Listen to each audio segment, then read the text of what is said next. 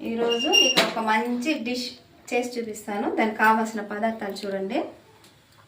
నూనె, ఆవాలు అంటే తాలింపు గింజలు వేసుకున్నాను, మెంతులు, ఈ జీలకర్ర, పచ్చెనిపప్పు, ఉద్దిపప్పు, ఇంకా పసుపు, మిరపొడి, ధనియాల పొడి, సాల్ట్, చింతపండు, ఇంకా కాయలు, ఎర్రగడ్డ, టమాటా, కరివేపాకు, కొత్తిమీర. మన దగ్గర ఏ కాయలు ఉంటే అది వేసుకోవచ్చు. చూడండి, ముల్లంగి, బీన్స్, చిక్కుడుకాయ, ఆనప గింజలు, ఇది అలసందులు. ఇవన్నీ అంటే మన దగ్గర ఉండే కాయలు వేసుకోండి. చాలా బాగుంటుంది ఒకే డిష్లోనే. ఇది నూనె పోస్తాము. మంచి నూనె పోస్తున్నాను, చాలా మంచిది. సన్ఫ్లవర్ అలా కాకుండా ఇలాంటివి వాడుకోండి, మంచిది. నూనె వేడెక్కాక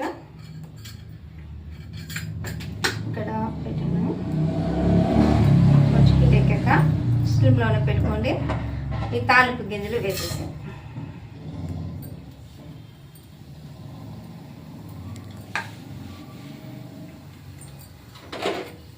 తాలింపు గింజలు కొంచెం బాగా సౌండ్ వచ్చాక చూడండి వస్తుంది.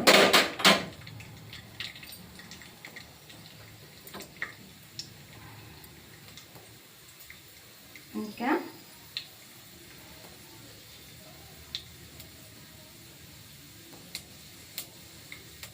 ఎన్ని కాయలు ఉన్నాయి కదా, ఒకేసారి మనకి ఫుడ్ వస్తుంది. చూడండి, హెల్తీ ఫుడ్, టైం కూడా ఎక్కువ తీసుకోదు.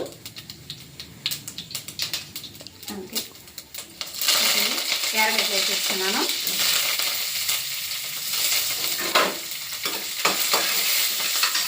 ఇంకా ఎర్రగడ్డ కూడా వేగిపోయినాయి. ఇంకా ముల్లంగి, వంకాయ, అన్ని కాయలు వేసుకోవచ్చు. బీన్స్, చిక్కుడుకాయ, అన్ని ఈ పప్పులు, అలసందలు ఇవన్నీ వేసేసి ఒకేసారి టమాటా వేసుకున్నాము. ఇలా ఊరికి లైట్గా వేయించే చాలా ఎక్కువ అవసరం లేదు. ఎంత బాయిల్ చేస్తే అంత మంచిది. ఫ్రై చేస్తే ఏమి హెల్త్కి అంత మంచిది కాదు. నెక్స్ట్ టమాటా వేసేస్తున్నాను.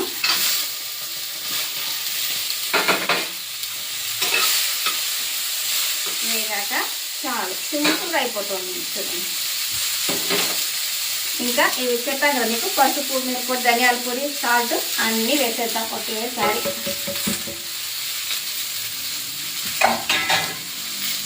అంతే. చింతపండు కూడా పోసేస్తున్నాను. ఆ కాయ ఉడికినాక మళ్ళీ వేయాలి అట్లంతా ఏం లేదు. కొత్తిమీర ఇలా వేసి కలిపేసి చూడండి, అంతగా చాలు. ఇప్పుడు మనము విజిల్ పెట్టేస్తాము. ఎంత ఫాస్ట్గా అయిపోతుందో చూడండి.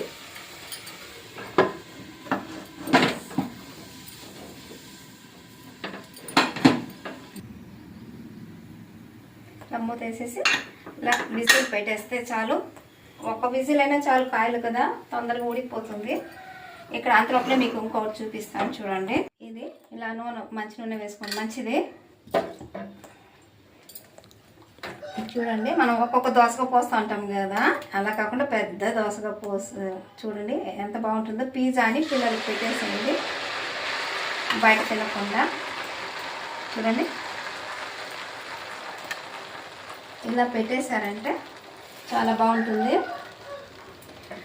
ఇది మా తాత చేసేవాళ్ళంటే ఇలా పెద్దదిగా. మా నాన్న చెప్పేవాళ్ళు ఇలా బాగుంటుంది అనేసి, కాబట్టి నేను చేస్తున్నాను ఈరోజు వంట. మీకు చూపిస్తాను. ఇది కూడా మా తాతే చేసేవారంట. ఇలా అన్ని కాయలు వేసి అన్ని ప్రోటీన్స్ వచ్చేటట్లు పిల్లలకి ఒకే డిష్లోనే పెట్టేసేవాళ్ళంట. ఎందుకు మా తాత చేస్తున్నారంటే మా అవ్వ లేదంట, కాబట్టి మా తాత, మా అత్త, మా నాన్న, మా పెద్దనాన్న వాళ్ళంతా చిన్నపిల్లలుగా ఉన్నారంట, కాబట్టి మా తాత వంట చేసేవాళ్ళు. ఇలాగే చూడండి. ఇప్పుడు మనం పిజ్జాలని బయటకు వెళ్ళిపోతాం, అలా అంతా కాకుండా ఇలా చూడండి.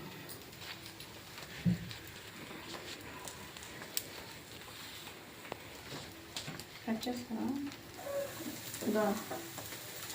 దోశ ఉడికిపోతుంది.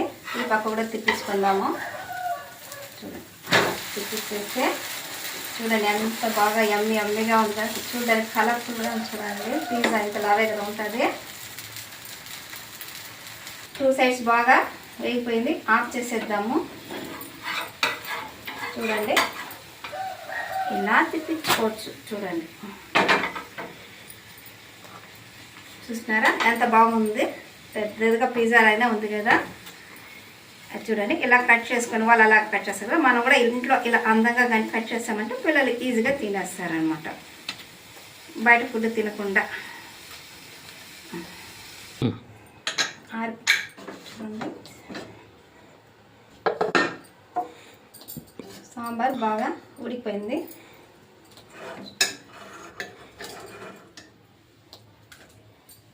చూడండి అన్ని కాయలు ఒకే డిష్లోనే రెడీ అయిపోయింది. చూసారా, ఇది 2-3 రోజులైనా పెట్టుకొని తింటే చాలా బాగుంటుంది. చేపల పులుసు తింటాము కదా 2-3 రోజులకైనా, ఆ రోజులకైనా కూడా మరుసటి రోజు చాలా బాగుంటుంది కదా. ఆ విధంగానే ఇది కూడా మరుసటి రోజుకు బాగుంటుంది. అంటే హీట్ చేసి పెట్టుకోవాలన్నమాట. అంటే అలాగే పెట్టేస్తే బాగుండదు, హీట్ చేసి పెట్టుకోండి. ఇంకా నేనైతే అన్నం కూడా చేసేసినాను. అన్నంలో కూడా చాలా బాగుంటుంది ఇది. వేసి చూసాను, ఇప్పుడే తినాలనిపిస్తుంది నాకైతే. చూడండి ఇది కానీ ఇది వచ్చి ఇది మా తాత చేసేవాళ్ళని మా నాన్న చెప్తారు. ఎప్పుడైనా సరే ఈ డిష్ మా నాన్న ఇప్పుడు కూడా తీసుకెళ్ళి మా నాన్నకి ఇస్తాను, వాళ్ళ నాన్న తలుచుకుంటారనమాట. అలా మీరు ఎవరైనా సరే, అంటే ఎవరైతే చేస్తున్నారో ఇది మా అమ్మ చేసేది, ఈ వంట మా అక్క చేసేది, ఇది మా వదిన చేసేది, ఇట్లా ఎవరైతే చేస్తారో ఎప్పుడో ఒకప్పుడు తింటారు కదా వాళ్ళ వంటలు, ఇలా ఈ టేస్ట్ ఎలా ఉండేది అని తలుచుకొని తినాలన్నమాట.